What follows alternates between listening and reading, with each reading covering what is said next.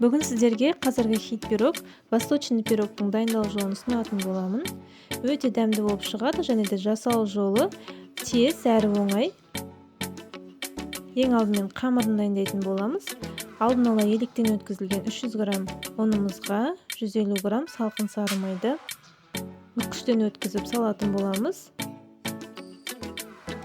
Ұнға аунату арқылы үккіштен өткіземіз. Яғни қамырымыз крошкалы болу керек. Ендігі кезекте бір жұмыртқаға 50 грамм қантымызды салып, жақсылап араластырып, жаңағы дайындап қойған қамырымыздың ортасына құямыз. 10 грамм қамыр қопсытқыш қосамыз. Және бір ас қасық қаймақ қосамыз.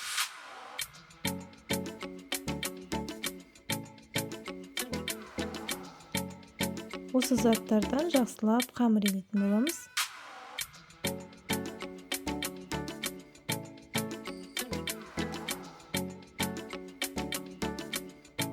Қамырымыз дайын болғаннан кейін жарты сағат көлемінде тоңазытқышқа салып қоямыз.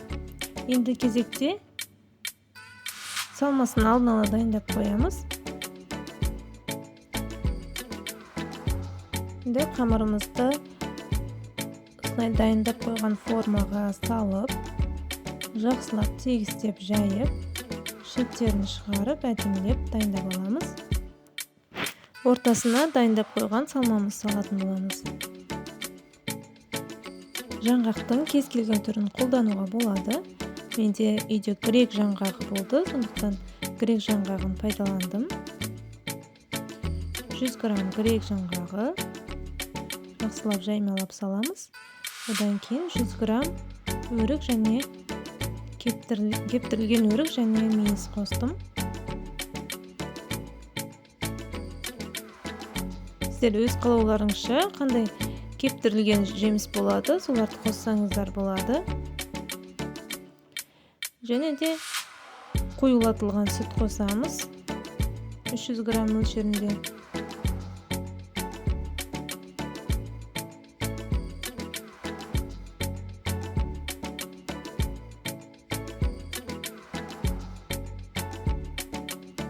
Енді кезекте 180 Цельсий градуста 30-35 минут көлемінде пісіретін боламыз.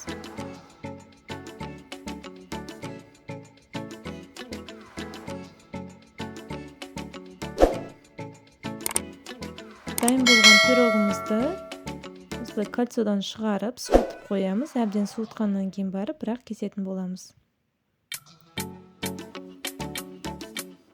Менде бір түн тұрды.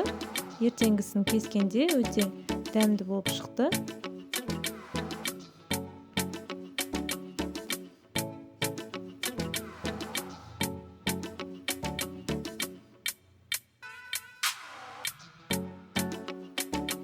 Пеште өте қатты көп ұстамаймыз, себебі бетіндегі сгущенкамыз күйіп кетуі мүмкін.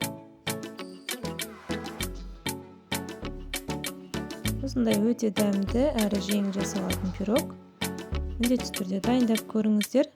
Каналымдағы түрлі пирогтың рецепттерін қарай жүріңіздер, дайындап көріңіздер. Және де комментарийға қандай да сұрақтарыңыз болса жаза кетіңіздер. Дайындағандарыңыз туралы комментарийға жазып кетсеңіздер де болады. Өте дәмді болып шығады, міндетті түрде дайындап көріңіздер.